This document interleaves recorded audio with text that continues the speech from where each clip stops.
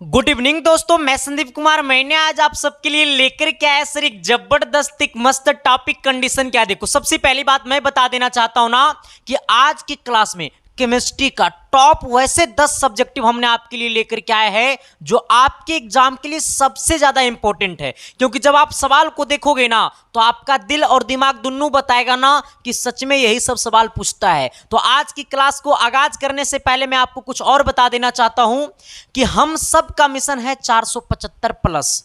तो इस क्लास को शुरू करने से पहले सबका कमेंट बॉक्स में कमेंट होनी चाहिए 475 प्लस। बाकी एक बात और बता देना चाहता हूं कि हम साइंस में करवा रहे हैं टॉप 160 सब्जेक्टिव, जहां पे लघु प्लस दीर्घ उत्तरीय दोनों टाइप का सवाल है। ठीक है, तो शाम को 8 बजे मेरे साथ लाइव जुड़े और सुबह को 7 बजे मेरे साथ लाइव जुड़े, फिर शाम को 6 बजे हम आपको डेली का डेली सब्जेक्टिव वाला क्लास आपको हम करवाते रहेंगे। ठीक है, बाकी क्लास शुरू करने से पहले हम सब कमेंट बॉक्स में एक बार आगाज कर देंगे और अपने अपने दोस्तों के पास शेयर कर देंगे और सब लोग मिल करके अब की बार हम सब का मिशन है 475 पार को फोड़ेंगे। ठीक है, बाकी अगर हमारे चैनल पे पहली बार आए हो तो शिद्दत से, प्यार से, मोहब्बत से चैनल को सब्सक्राइब कर लेना, क्योंकि ये परिवार आपका है मेरे दोस्त। ठीक है, आइएगा, सबसे पहला सवाल आपके सामने। सवाल क्या कहता है जरा गौर फरमाना।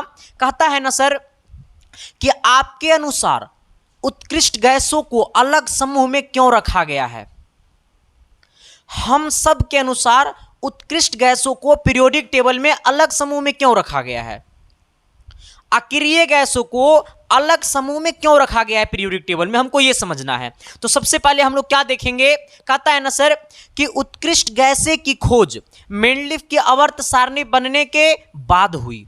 यानी कहने का सेंस है कि उत्कृष्ट गैस जो होता है ना मेरे दोस्त, इसका जो खोज है ना वो मेंडलीफ की आवर्त सारणी बनने के बाद हुई। क्योंकि जब मेंडलीफ का आवर्त सारणी जो है ना वो हमारा परमाणु द्रव्यमान के आधार पे है, और वही मेंडलीफ की आवर्त सारणी जो है ना उसी के अनुसार आधुनिक आवर्त सारणी बनाया गया है। क्योंकि बस फर्क इतना है कि मेंडलीफ का आवर्त सारणी परमाणु द्रव्यमान पे है और आधुनिक आवर्त सारणी परमाणु संख्या पे आधारित है। ठीक है, तो हमसे पूछा है कि उत्कृष्ट गैसों को अलग समूह में क्यों रखा गया है। तो कहता है ना सर क्या कि उत्कृष्ट गैसें की खोज, उत्कृष्ट गैसों का जो खोज हुआ था ना वो मेंडलीफ की आवर्त सारणी बनने के बाद हुई, और ये गैसें क्रियाशील नहीं होते हैं। उत्कृष्ट गैस जो होता है ना वो कैसा होता है, क्रियाशील नहीं होते हैं। इसलिए मेंडलीफ के आवर्त सारणी को छेड़छाड़ किए बिना इसे अलग समूह में रखा गया है। हमसे क्या बोला है कि उत्कृष्ट गैसों को अलग समूह में क्यों रखा गया है। क्योंकि उत्कृष्ट गैसों का जो खोज हुआ था वो मेंडलीफ की आवर्त सारणी बनने के बाद हुई। साथ ही उत्कृष्ट गैस जो है वो क्रियाशील नहीं होते हैं, इसीलिए आधुनिक आवर्त सारणी को बिना छेड़छाड़ किए उत्कृष्ट गैसों को अलग समूह में रखा गया। तो क्या मैंने जो बोला वो चमका ना जी? अरे एस या नो तो बोलो ना जी। तो एक बार मेरे साथ सबको ही बोलेगा।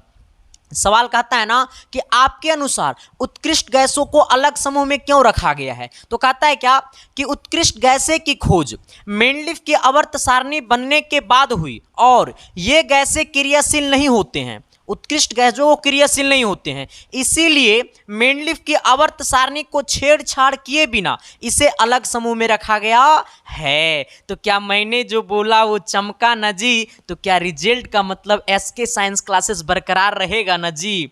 खून की कतरा बहा देंगे मेरे दोस्त। इस नाम को बरकरार रखने के लिए रिजल्ट का मतलब एसके साइंस क्लासेस, बस आपका साथ और सपोर्ट और सहयोग चाहिए। और आज से हो चुका है रन की तैयारी, अब हो चुका है आगाज। ठीक है सर, आइएगा। कहता है क्या सर, कहता है ना क्या 2 नंबर सवाल कि न्यूलैंड्स के अष्टक सिद्धांत की क्या सीमाएं हैं। न्यूलैंड्स का जो नियम था, न्यूलैंड्स के अष्टक सिद्धांत की क्या सीमाएं हैं। मतलब न्यूलैंड्स का जो नियम था ना वो कहां तक सीमित रह गया, उसकी सीमाएं क्या क्या है। तो न्यूलैंड्स के अष्टक नियम जो दिया था, अष्टक नियम किसने दिया था, ये भी आपसे कभी कोई पूछेगा कि अष्टक का सिद्धांत किसने दिया था, तो न्यूलैंड्स ने दिया था। ठीक है, अष्टक नियम किसने दिया था, तो न्यूलैंड्स ने दिया था। तो जो न्यूलैंड्स ने दिया था अष्टक नियम, तो उसकी सीमाएं क्या है हमको इसके बारे में जानना है। ठीक है, तो कहता है क्या मेरे दोस्त कि न्यूलैंड्स के अष्टक सिद्धांत की निम्नलिखित सीमाएं हैं। न्यूलैंड्स के अष्टक सिद्धांत की क्या है, निम्नलिखित सीमाएं हैं। लेकिन सर ये सवाल आपको लघु उत्तरीय में पूछेगा तो आपको 2 नंबर में ये सवाल पूछेगा, ठीक है। जब 2 नंबर में ये सवाल पूछेगा तो इसमें 3 सीमाएं बताएंगे, ठीक है। हाँ आइएगा, क्या कहता है कि यह सिद्धांत केवल हल्के तत्व कैल्शियम तक ही लागू होता है। मतलब जो उत्कृष्ट गैस मतलब अष्टक सिद्धांत जो है ना सर, वो सिर्फ और सिर्फ कैल्शियम तक ही क्या रह गया, सीमित रह गया। कैल्शियम के आगे ये नहीं बढ़ पाया। तो आपसे कोई पूछेगा ना कि अष्टक सिद्धांत कहाँ तक सीमित रह गया, तो अष्टक सिद्धांत जो है ना वो कैल्शियम तत्व तक ही क्या रह गया, सीमित रह गया। 2 नंबर में आइएगा, कहता अक्रिय गैस के निर्माण के बाद 8वें तत्व का गुणधर्म पहले तत्व के समान ना होकर 9वें तत्व का गुणधर्म पहले तत्व के समान होने लगा। दूसरा सीमा है, ठीक है। आइएगा तीसरा, कहता है 2 तत्वों को एक साथ रखा गया, जैसे कैल्शियम CO और Na और Ce तथा क्या Ce तथा कितना La, ठीक है। तो 2 तत्व को क्या रखा गया, एक साथ रखा गया, ठीक है। हमसे क्या पूछा है कि न्यूलैंड्स के अष्टक सिद्धांत की निम्नलिखित सीमाएं हैं। पहला सीमा क्या है कि यह सिद्धांत केवल हल्के तत्व कैल्शियम तक ही लागू रहा। फिर कहता है कि अक्रिय गैस के निर्माण के बाद 8वें तत्व का गुणधर्म पहले तत्व के समान ना होकर 9वें तत्व का गुणधर्म पहले तत्व के समान होने लगा, ठीक है। फिर तीसरा क्या कहता है कि 2 तत्वों को एक साथ रखा गया, जैसे CO और Na और C और क्या La, ठीक है। तो क्या मैंने जो बोला वो चमका ना जी? तो सवाल नंबर 3 की तरफ बढ़िए ना जी, कि तेरी आंखों में मेरा चेहरा दिखता है। आओ सर सवाल नंबर कितना, 3 की तरफ। 3 नंबर क्वेश्चन पता है क्या कहता है, जरा संभल के आइएगा। अच्छा, इस क्वेश्चन को बताने से पहले मैं आपकी एक बात और बता देना चाहता हूं मेरे दोस्त, हम सब का मिशन है 475 से प्लस करना। पहले आपको यह बताना होगा ये कमेंट बॉक्स में कि आपको ये क्लास कैसा लग रहा है सर। और हमारा जो है ना ऑब्जेक्टिव का जो क्लास चलता है ना यूट्यूब पे, उसका PDF आपको टेलीग्राम पे मिल जाता है, लेकिन ये वाला PDF आपको टेलीग्राम पे नहीं मिलेगा, क्योंकि ये PDF आपको अपने हाथ से अपने कॉपी में लिखना होगा। हम एक बार यहाँ से पढ़ा दिए ना, और एक बार आप अपने कॉपी में लिख लीजिएगा, और एग्जाम से पहले रिवीजन करके चले जाइएगा। छक्का छोड़ा करके अगर तुम नहीं आ गया ना एक कॉपी को, तो फिर मेरे बात को फिर बोल देना कि संदीप कुमार सही बोलता था या गलत बोलता था। हाँ सर, ठीक है। तो टेलीग्राम अगर ऑब्जेक्टिव का PDF चाहिए सर, तो वो आपको टेलीग्राम पे मिल जाता है, ठीक है, जिसका लिंक इस वीडियो के डिस्क्रिप्शन में होगा, टेलीग्राम का लिंक, ठीक है। वहां से जाकर के आप ज्वाइन कर लेना। दूसरी बात क्या है कि हमने क्लास 10th साइंस का एक प्लेलिस्ट बना चुके हैं, मैथ का भी प्लेलिस्ट बना हुआ है, SST का भी प्लेलिस्ट बना हुआ है। सभी का लिंक वीडियो के डिस्क्रिप्शन में होगा, वहां से जाकर के आप सारे क्लासेस को कर सकते हैं। लेकिन सबसे बड़ी बात क्या है ना कि आप लोग PDF नोट्स को लेकर के परेशान रहते हैं, तो अब की बार हमने इतना हेवी PDF नोट्स लेकर के आया है, जो कि मेरे दोस्त मैं आपको बता देता हूं। देखो मेरे पास इसका एक सैंपल है, ऑब्जेक्टिव का ही एक सैंपल होगा। देखो सर, हमने आपको चैप्टर वाइज, पूरे चैप्टर वाइज ऑब्जेक्टिव और सब्जेक्टिव का हमने PDF नोट्स लेकर के आया। चाहे साइंस में तीनों हो, फिजिक्स केमिस्ट्री बायोलॉजी, चाहे SST में हो सभी बुक, या फिर चाहे इंग्लिश बुक हो या ग्रामर हो, हिंदी बुक हो या ग्रामर हो, चाहे संस्कृत हो, हमने सभी सब्जेक्ट का PDF नोट्स लेकर के आया है, जो आप एग्जाम से पहले पढ़ लीजिए।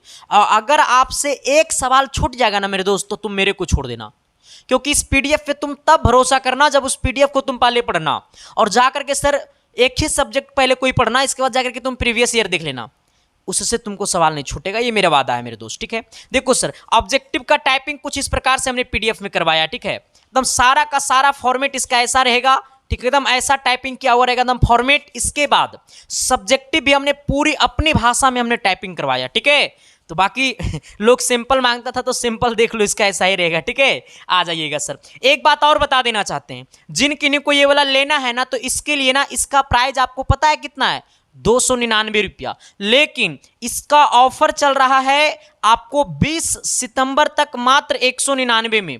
20 सितंबर तक आपको मात्र 199 में ऑल सब्जेक्ट का PDF। 20 सितंबर के बाद इसका प्राइस हो जाएगा 299 रुपया। तो जिन किन्हीं को लेना है ना, तो इसके लिए ना आपके सामने एक नंबर दिखाई दे रहा होगा 7295 वाला नंबर, ठीक है।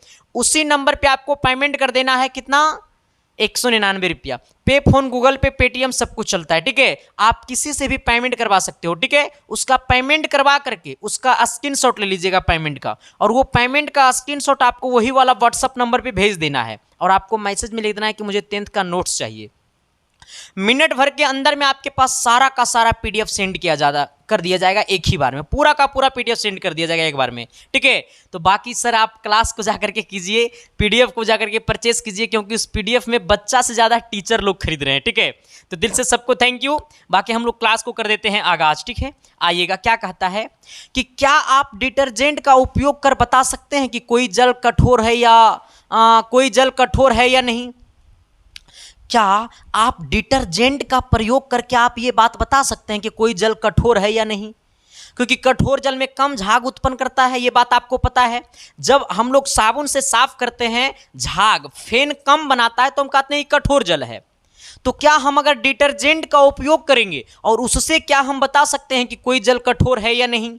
ना रे बाबा, ना बता सकते हैं, क्योंकि डिटर्जेंट जो होता है ना, वो कठोर जल में भी झाग समान उत्पन्न करता है, ठीक है। तो हमने लिखा है क्या कि नहीं, हम नहीं बता सकते, नहीं, क्योंकि डिटर्जेंट कठोर या मृदु जल के साथ समान रूप से झाग बनाता है।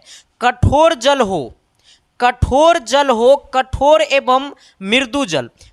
एवं मृदु जल दोनों में समान झाग उत्पन्न करता है। कैसा झाग उत्पन्न करता है? दोनों में समान झाग उत्पन्न करता है। तो हमसे पूछा है ना, क्या आप डिटर्जेंट का उपयोग कर बता सकते हैं कि कोई जल कठोर है या नहीं। तो हम नहीं बता सकते हैं, हम डिटर्जेंट का उपयोग करके हम नहीं बता सकते हैं कि कोई जल कठोर है या मतलब मृदु जल है, क्योंकि डिटर्जेंट कठोर एवं मृदु जल के साथ समान रूप से झाग बनाता है एवं सफाई का कार्य करता है। दोनों जल में समान रूप से झाग बनाता है एवं सफाई का कार्य करता है। जब ऐसा परिभाषा लिख देंगे, अब मास्टर का मजाल है रे कि 2 नंबर में 2 नंबर नहीं मिलेगा। सर बुक वाला परिभाषा लिखोगे ना, तो मास्टर को थोड़ा ना बुक वाला परिभाषा रटा हुआ रहता है, लेकिन कॉन्सेप्ट वाला जो परिभाषा होता है ना सर, वो सबके दिमाग में चला जाता है, ठीक है। बाकी हम आते हैं सवाल नंबर 4 की तरफ। 4 नंबर क्वेश्चन बहुत आसान है सर, लेकिन कभी कभी ये सवाल पूछता है, ठीक है, कभी कभी नहीं, मतलब ये लगभग सवाल ये पूछा गया है। तो इसमें सभी सवाल जो है ना, वो डबल स्टार वाला सवाल है। तो आपका दायित्व बनता है सर कि कमेंट बॉक्स में कमेंट करके बताना कि ये क्लास आपको कैसा लग रहा है, और दोस्तों तक पहुंचा देना है क्लास को, ठीक है। बाकी डेली हम आपके लिए सब्जेक्टिव अब लेकर के आएंगे, ठीक है। कहता है क्या कि ऑक्सीकारक क्या है। हमसे पूछा ऑक्सीकारक क्या है। ऑक्सीकारक क्या है, तो कहता है ना मेरे दोस्त क्या कि ऑक्सीजन प्रदान करने वाले पदार्थ को ऑक्सीकारक कहते हैं। अच्छा, इतना शॉर्ट परिभाषा कहाँ मिलता है बताओ जरा तो मेरे दोस्त। कहता है क्या कि ऑक्सीजन प्रदान करने वाले पदार्थ को ऑक्सीकारक कहते हैं, और किसी का मजाल है कि यह परिभाषा आपसे याद नहीं होगा, आपके खून में दौड़ा दौड़ा के मारेंगे पूरे परिभाषा को मेरे दोस्त, ठीक है। कहता है ना कि ऑक्सीकारक क्या है, कहता है ऑक्सीजन प्रदान करने वाले पदार्थ को क्या कहते हैं, ऑक्सीकारक कहते हैं। हमसे यही पूछा था। इसका उदाहरण अगर पूछेगा तो उदाहरण में बता दीजिएगा, पोटेशियम परमैंगनेट, जिसका सूत्र होता है KMnO3। आ जाइएगा। फिर कहता है क्या, पोटेशियम डाइक्रोमेट यानी K2C12O7, ठीक है, इसका सूत्र ये होता है, ठीक है। चलो, इसका हमारा परिभाषा खत्म हो गया। तभी तो कहोगे कि बचपन का प्यार मेरा भूल नहीं जाना रे, और जैसा मेरा प्यार है जान तुझे किया हूं। आ जाइएगा सवाल नंबर कितना, तो 5 की तरफ। 5 नंबर सवाल पता है क्या कहता है। कहता है ताजे दूध का पीएच मान 6 होता है, दही बन जाने पर इसके पीएच मान में क्या परिवर्तन होगा। देखो सर, जब हम लोग ताजा दूध जो होता है ना, जैसे मान लो भैंस को हमने गारा, भैंस को जब गार के लाए ना और ताजा दूध पिएंगे ना, तो इसका पीएच मान 6 होगा। इसमें अम्ल का गुण कम पाया जाता है, ठीक है, क्योंकि वो नहीं लगेगा खट्टा, एकदम मीठा लगेगा, ठीक है। तो हमसे पूछा है ना कि ताजे दूध का पीएच मान 6 होता है, दही बन जाने पर इसके पीएच मान में क्या परिवर्तन होता है। जब वो दही बन जाएगा ना, तो उसमें लैक्टिक अम्ल पाया जाता है, और लैक्टिक अम्ल पाया जाता है तो इसका पीएच मान 6 से कम हो जाएगा, क्योंकि अम्लीय का जो पीएच मान होता है ना, वो 7 से कम होता है। अम्ल का जो पीएच मान होता है वो 7 से कम होगा, और 7 से जितना कम होगा उतना अम्लीय गुण अधिक होगा।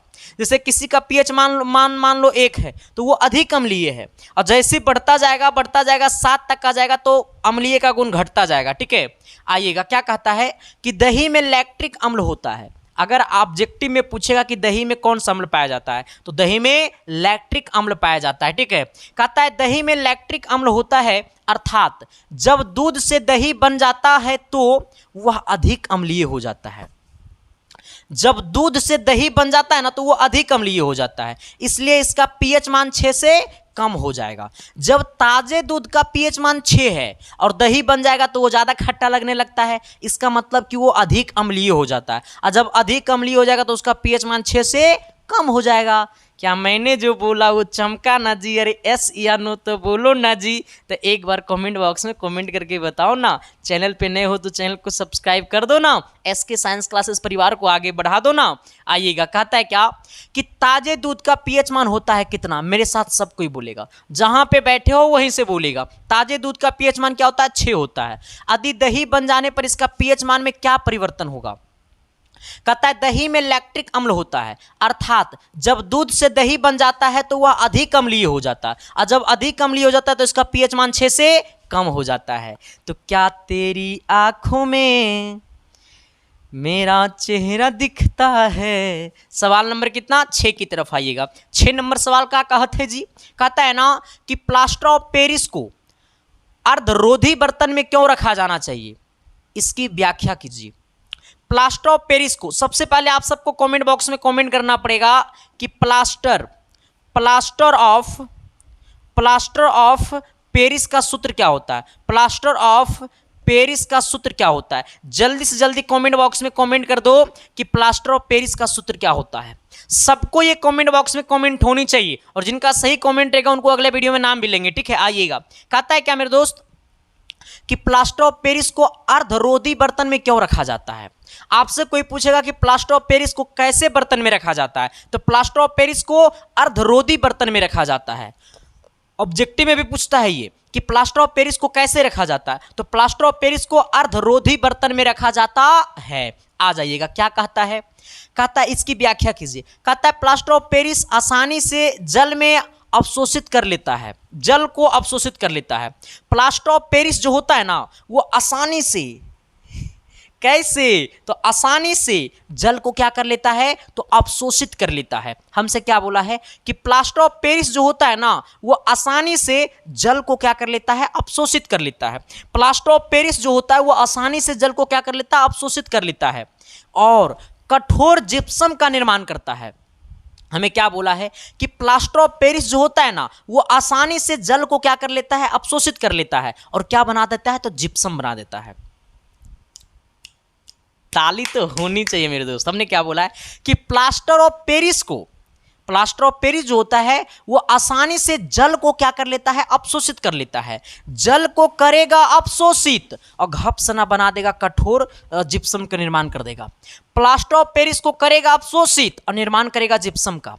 प्लास्टर ऑफ पेरिस जो है वो जल को करेगा अवशोषित और निर्माण करेगा जिप्सम का, इसलिए प्लास्टर ऑफ पेरिस को अर्धरोधी बर्तन में रखा जाता है। हमसे पूछा प्लास्टर ऑफ पेरिस को अर्धरोधी बर्तन में क्यों रखा जाता है? प्लास्टर ऑफ पेरिस जल को अवशोषित कर लेता है तथा और कठोर जिप्सम का निर्माण कर लेता है, इसीलिए प्लास्टर ऑफ पेरिस को अर्धरोधी बर्तन में रखा जाता है। अब जरा बताओ कि जब परिभाषा ऐसा हो जाए तो तुम्हें रटने की जरूरत है? ना रे बाबा ना, रटे से साइंस खत्म भेला और ना रटे से दिमाग में साइंस पैसे से होला। हाँ, क्योंकि मैथ और साइंस को जब रटोगे ना मेरे दोस्त तो तुम्हारा जिंदगी रटा जाएगा, उम्र खत्म हो जाएगा। लेकिन मैथ और साइंस रटाने की चीज़ नहीं है, कॉन्सेप्टुअल चीज़ है मेरे दोस्त। कॉन्सेप्ट से समझा करो, इतनी लंबी लंबी क्लासेस देने से नहीं होती मेरे दोस्त। हमने आपके लिए 100 क्वेश्चन करवा दिए और 100 क्वेश्चन में आपको 10 क्वेश्चन याद नहीं हुआ है, तो ऐसे क्लास को करने से क्या फायदा है?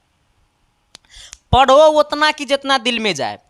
हाँ, जितना भी पढ़ो लेकिन ठोस पढ़ो, ठीक है। हाँ चलिए सर, आते हैं सवाल नंबर कितना, तो 6 हो गया। 7 नंबर क्वेश्चन की तरफ आते हैं। 7 नंबर एकदम हल्का सवाल है। दिल तो करता है कि इस सवाल को हम बताए नहीं, हमको जरा पानी पीना है। हाँ, मन तो करता है कि ये सब सवाल को हम बताए नहीं, लेकिन क्या करोगे, बताना तो पड़वे नु करेगा रे। कहता है उदासीनीकरण अभिक्रिया क्या है?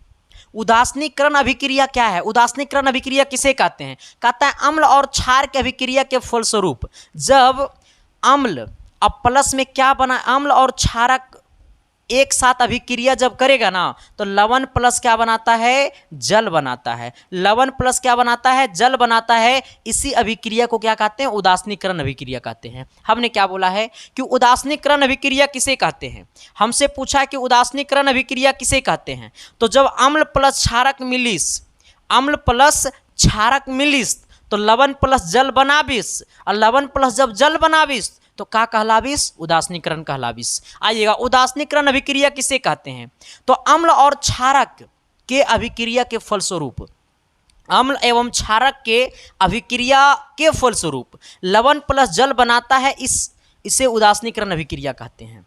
अम्ल और क्षारक जब एक दूसरे से अभिक्रिया करता है, अम्ल और क्षारक एक दूसरे से अभिक्रिया करता है तो बनाता है लवण प्लस जल, और जब लवण प्लस जल बनावेगा तो क्या कहलाएगा? उदासीनीकरण अभिक्रिया कहलाएगा। तो क्या मैंने जो बोला वो चमका ना जी? अरे यस या नो तो बोलो ना जी। तो अगली सवाल की तरफ तो बढ़ो ना जी। आइएगा, सवाल नंबर कितना? तो 8 नंबर।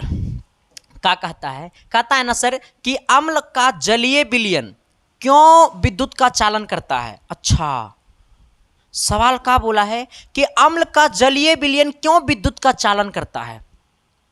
अम्ल का जो जलीय विलयन होता है ना वो क्यों विद्युत का चालन करता है? बताओ ना जरा। चलो, सबको दिल से थैंक यू मेरे दोस्त। आइएगा, कहता है क्या? कहता है ना कि अम्ल का जलीय विलयन क्यों विद्युत का चालन करता है? कहता है अम्ल जल में घुलकर आयनों यानी धना एवं ऋणा का निर्माण, धन एवं ऋण का निर्माण करता है। मतलब धनावेशित और ऋणावेशित दोनों का निर्माण करता है। इसलिए अम्ल का जलीय विलयन विद्युत का क्या करता है? चालन करता है। हमसे क्या बोला है? कहता है ना कि अम्ल जल में घुलकर, अम्ल जो होता है ना सर, अम्ल किसके साथ घुलेगा? तो अम्ल जो है वो जल के साथ घुलेगा। जब अम्ल जो है वो जल के साथ घुलेगा तो धना आयन एंड ऋणा आयन दोनों क्या करता है? निर्माण करता है।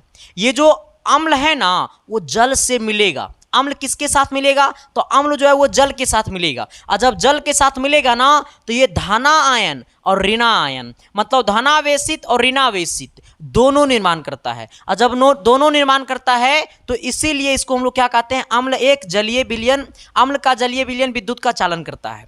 हमसे बोला है कि अम्ल का जो जलीय विलयन है वो विद्युत से क्यों चालन करता है? अम्ल का जलीय विलयन क्यों विद्युत से चालन करता है? विद्युत का चालन करता है। कहता है अम्ल जो है ना वो जल के साथ जब अभिक्रिया करता है तो क्या बनाता है? धना आयन और ऋणा आयन का निर्माण करता है। जब धना आयन और ऋणा आयन का निर्माण करता है तो वैसे केस में इसीलिए अम्ल का जलीय विलयन विद्युत का क्या करता है? चालन करता है। तो एक साथ मेरे साथ बोलना, एक बार मेरे साथ बोलना और एक साथ सबको ही बोलना, अपने अपने घर से बोलना ताकि आपके मम्मी पापा सुने तो उनको लगे कि ना मेरा बच्चा पढ़ रहा है। ठीक है, आइएगा, क्या कहता है? कहता है ना सर क्या कि अम्ल का जलीय विलयन क्यों विद्युत का चालन करता है? अम्ल का जलीय विलयन क्यों विद्युत का चालन करता है? कहता है कहता है ना सर क्या कि अम्ल जल में घुलकर आयनों धना एवं ऋणा का निर्माण करता है। अम्ल जो है ना वो जल में घुलकर आयनों धना आयन और ऋणा आयन का क्या करता है? निर्माण करता है। इसीलिए अम्ल का जलीय विलयन क्या करता है? विद्युत का चालन करता है। यानी हमारा क्वेश्चन नंबर क्या हो गया? तो क्वेश्चन नंबर 8 आपका खत्म हो गया। आइएगा सवाल नंबर 9 की तरफ। लेकिन 9 नंबर क्वेश्चन को समझना, क्योंकि 9 नंबर सवाल आपके एग्जाम के लिए बहुत ज्यादा इंपॉर्टेंट है। एकदम सर बोले ना तो कंटाप वाला सवाल है। संदीप कुमार के पास सवालों कंटाप वाला होता है। चलो, थैंक यू, लव यू मेरे दोस्त, ऐसा ही प्यार देते रहना। बाकी संदीप कुमार आपके लिए हमेशा मेहनत करता रहेगा, ये मेरा वादा है सर। कहता है क्या? जरा गौर करना कि हाइड्रोजन के 3 उपयोग के लिखे। अगर बोलेगा ना रे जिंदगी में, देखो सर, उसी बेटा का नाम होता है और उसी बच्ची का भी नाम होता है जिंदगी में जो अपनी मम्मी पापा से एक स्टेप आगे जाए। अब तुम लोग सोच रहे होगा कि हाँ सर, अगर मेरे पापा डेली 1 बोतल मारते तो हम 2 बोतल मारे। बकलोल। हमारा कहने का मतलब ये है ना सर कि दुनिया का कहता ना सर कि उस दिन आप अपने जिंदगी में सक्सेस हो जाइएगा, उस दिन आपके दिल में सक्सेस का पहचान आएगा जब आपके वजह से, आपके नाम से आपको पिता को पहचानने लगेगा। जिस दिन आपके नाम से आपको पिता का पहचान बन जाएगा, उस दिन आप अपने आप में सोचिएगा कि अब हम क्या हो गए, सफल हो गए। और जिस दिन आपके साथ ये होगा ना मेरे दोस्त, वो जिंदगी का सबसे अच्छा पल आपके लिए होगा, क्योंकि वो हर बेटा चाहता है कि शायद मेरे वजह से मेरा पिता का नाम हो जाए। लेकिन 99% लोग तो बाप के वजह से दिन भर रंगबाजगिरी करता है सर, लेकिन नहीं करनी चाहिए मेरे दोस्त, ठीक है। जिंदगी में अगर शौक भी है ना रंगबाजी का, तो खुद के बल पे करो। हाँ, आइएगा सर सवाल नंबर 9 की तरफ। 9 नंबर क्वेश्चन क्या कहता है कि हाइड्रोजन के 3 उपयोग को लिखे, ठीक है। तो हाइड्रोजन के क्या है, निम्नलिखित उपयोग है, लेकिन लिखना है कितना उपयोग, 3 उपयोग लिखना है, लेकिन हम बता देंगे आपको 4 उपयोग, ठीक है। कहता है द्रव हाइड्रोजन का उपयोग रॉकेट में ईंधन के रूप में किया जाता है। कैसे हाइड्रोजन, तो द्रव हाइड्रोजन का जो उपयोग है ना, वो रॉकेट में ईंधन के रूप में होता है। द्रव हाइड्रोजन का उपयोग जो है वो रॉकेट में ईंधन के रूप में होता है। कैसे हाइड्रोजन, तो द्रव हाइड्रोजन का जो उपयोग है ना, वो रॉकेट में ईंधन के रूप में होता है, ठीक है। फिर कहता है हाइड्रोक्लोरिक अम्ल के उत्पादन में होता है। जब हाइड्रोक्लोरिक अम्ल का जब उत्पादन करते हैं ना, तो हाइड्रोजन का उपयोग होता है। जब हाइड्रोक्लोरिक का उत्पादन करते हैं ना, तो हाइड्रोजन का उपयोग होता है।